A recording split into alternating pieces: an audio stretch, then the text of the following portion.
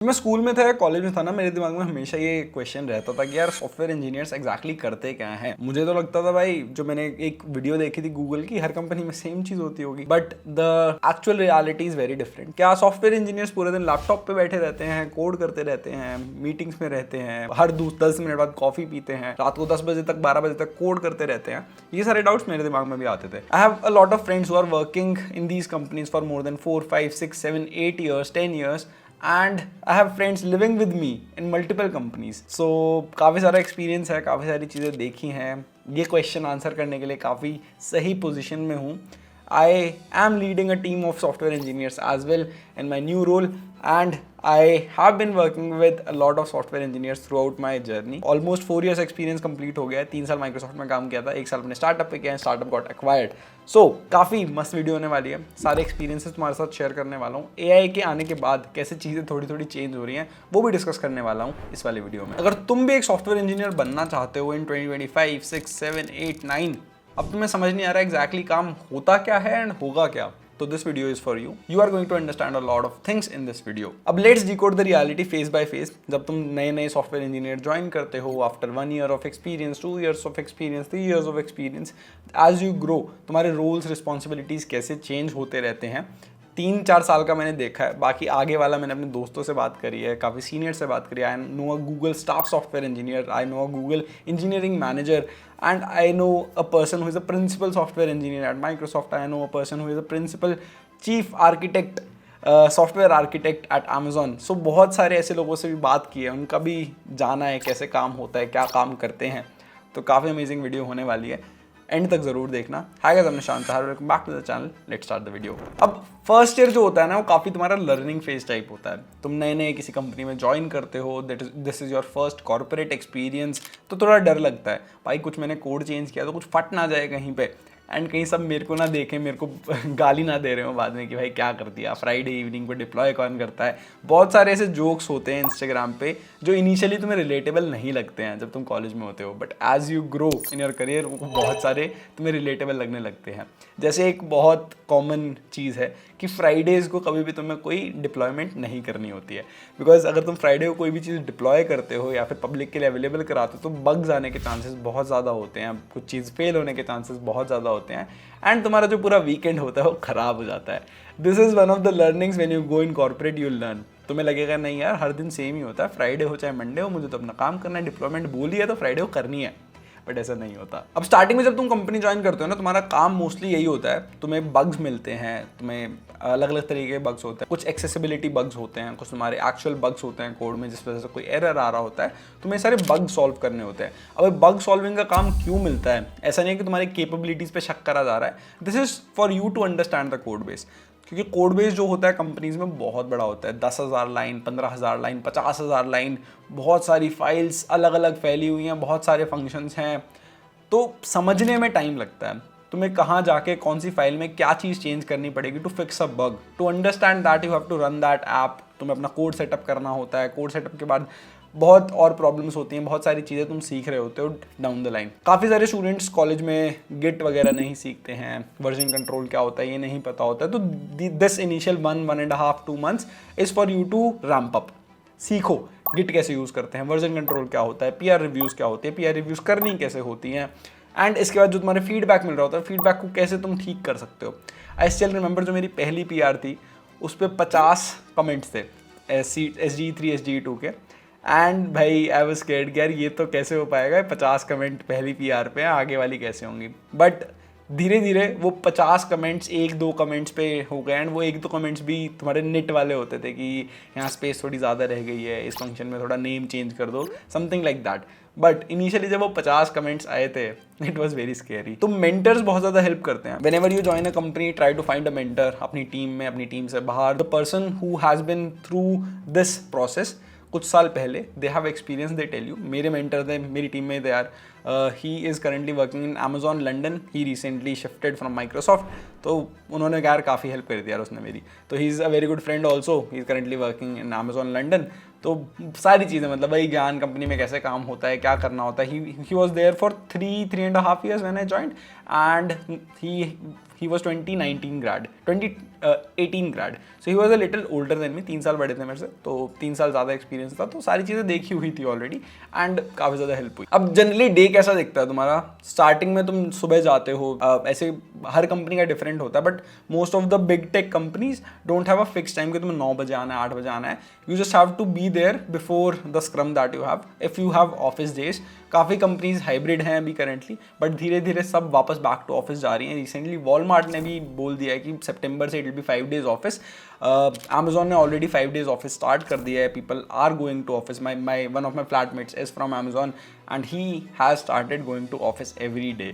सो वापस 2018, 2017, 2019 वाला टाइम आ रहा है। बीच में तो 3-4 साल गोल्डन ईयर्स थे, वो थोड़े कम होते जा रहे हैं and people have to go back to office again.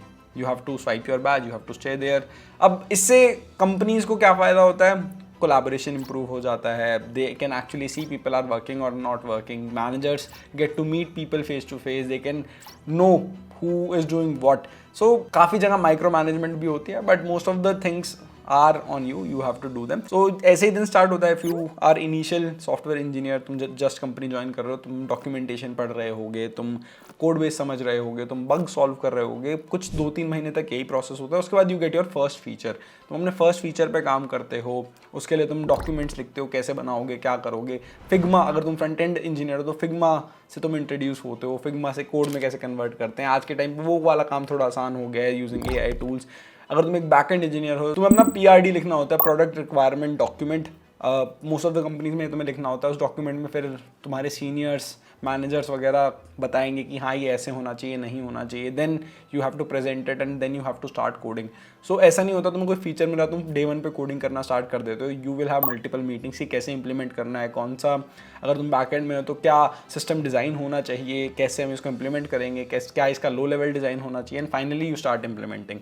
So that is how the whole flow goes. First year कुछ इस तरीके का होता है, तुम सारी चीज़ें सीख रहे होते हो। स्टार्टिंग में जब तुम स्क्रम्स वगैरह अटेंड कर रहे होगे, अपनी मीटिंग्स अटेंड कर रहे होगे, तुम्हें समझ नहीं आ रहा होगा, सर के ऊपर से जाएंगी चीज़ें, because you don't know the code base, you don't know the technologies. बहुत सारे नाम होते हैं जो इंटरनली यूज होते हैं, तुम्हें कभी कोई आइडिया ही नहीं है। इट्स ओके, होता है, सबके साथ होता है, you learn.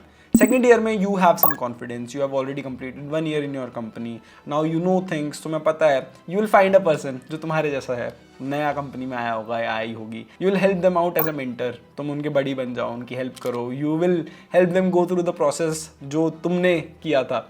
Now you are a senior to them and तुम्हारी रिस्पॉन्सिबिलिटी थोड़ी चेंज होने लग जाती हैं। तुम थोड़ा प्रॉब्लम सॉल्विंग की तरफ ज़्यादा चले जाते हो rather than implementation, and your transition from an SDE1 to SDE2 starts. SDE1 is someone who can code, तुम उनसे कोई भी सॉल्यूशन प्रोवाइड करो, यार ये है, ऐसे बनाना है, वो बना के दे देगा। SDE2 इज समवन जो एक्चुअली उस प्रॉब्लम को पहले सॉल्व करेगा, उस प्रॉब्लम को सॉल्यूशन को फिर कोई इंप्लीमेंट कर सकता है, फिर वो खुद भी कर सकता है। That is the task of an SDE2। And SDE3 में तुम और इन डेप्थ चीज़ों को सीख रहे होते हो। तुम नॉट जस्ट अपने डिसीजंस बट पूरी टीम कैसे कर रही है उसका ओवरलुक कर रहे होते हो।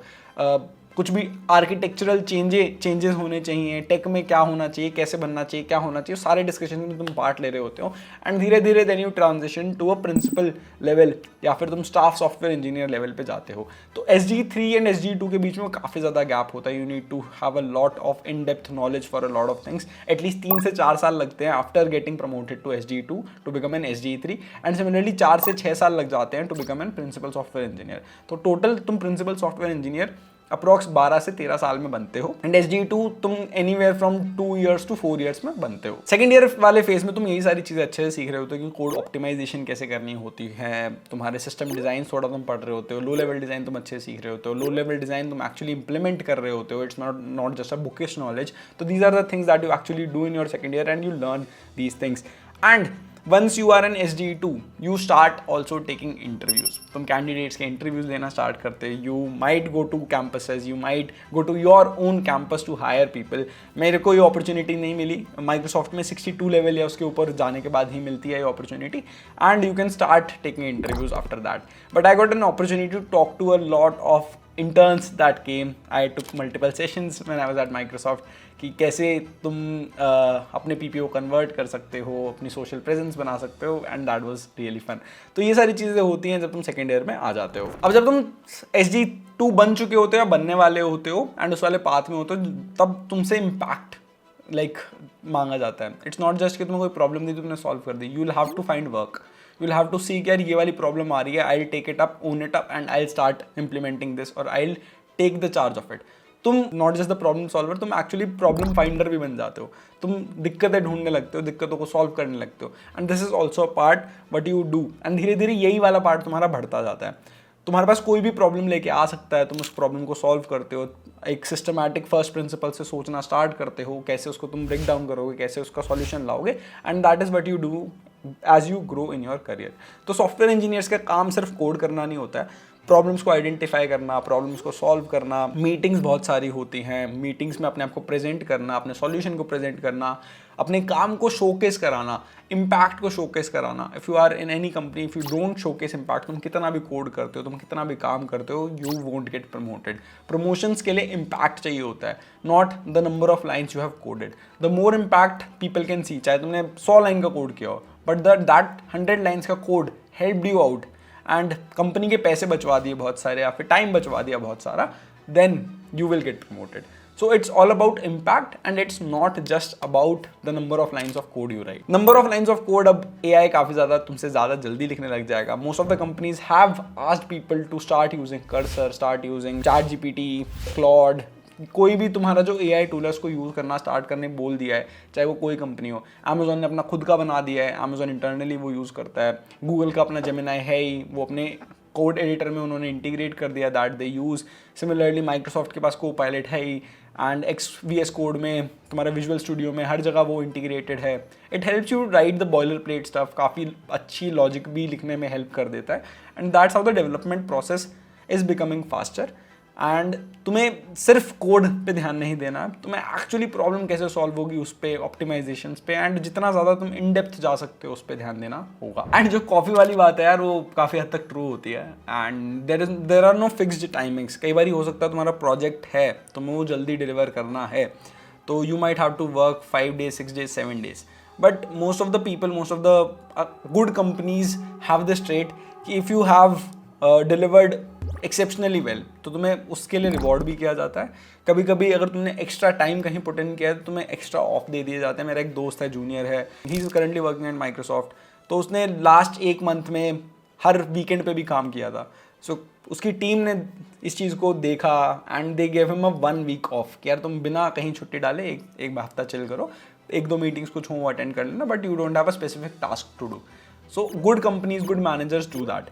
एंड तुम्हारा इम्पैक्ट देखा जाता है, प्रमोशंस भी तुम्हें उस हिसाब से मिलते हैं, इंक्रीमेंट्स भी तुम्हें उस हिसाब से मिलते हैं, if you show and deliver impact. सबसे ज़्यादा important part is try to show impact. अपने मैनेजर को लूप में रखना चाहिए हर चीज़ में. If you are having trouble, talk to your manager, learn to write emails, learn to write good emails. Emails are going to help you out. तुम्हारे impact दिखाने के लिए कहाँ पे किसको तुम्हें CC करना है, किसके पास जाना चाहिए ईमेल, कैसे इम्पैक्ट दिखाना है, तो राइटिंग स्किल्स भी बहुत ज़्यादा मैटर करती हैं. तो learn all these things, not just code और problem solving. Learn how you present yourself. तुम्हें मीटिंग्स में प्रेजेंट करना होगा, तुम्हारी कम्युनिकेशन स्किल्स अच्छी होनी चाहिए, तुम्हें कई बार डेमोज देने होते हैं. And these things account for impact, not just writing code. If you don't do these things, then you will see कि यार कोई ऐसा बंदा है जिसने तुमसे थोड़ा शायद कम काम किया हो, but they got promoted because they were showing impact. तो इस चीज़ का ध्यान रखना.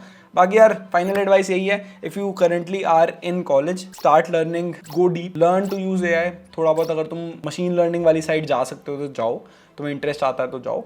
सॉफ्टवेयर इंजीनियरिंग वाली साइड इंटरेस्ट आता है तो वो करो, but be specialist in one of the skills, because आगे जाके स्पेशलिस्ट ज़्यादा यूज़ होंगे रादर देन अ जर्नलिस्ट. अगर तुम्हें सारी चीज़ें थोड़ी थोड़ी आती हैं तो वो थोड़ी थोड़ी AI को भी आती हैं, and that can replace you. But if you know one thing very good, that no other person can do that better than you, then you have your like speciality, and तुम्हें उसके लिए जाना जाएगा. उसके लिए तुम्हें अलग कंपनी से ऑफर भी आ सकते हैं, एंड तुम्हारी सैलरी, सब चीज़ें उस पर डिपेंड करेंगी.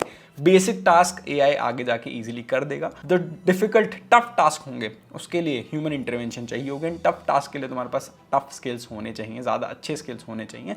So that is it. I have made a recent video जिसमें मैंने बताया if I had to learn coding again in 2025 how would I do that. I button में आ रही हो, देख सकते हो. Thank you so much for watching this video. I hope आप लोगों को वीडियो अच्छी लगी. वीडियो अच्छी लगी वीडियो लाइक कर देना, सब्सक्राइब कर देना चैनल को. मिलते हैं नेक्स्ट वाली वीडियो में, तब तक के लिए.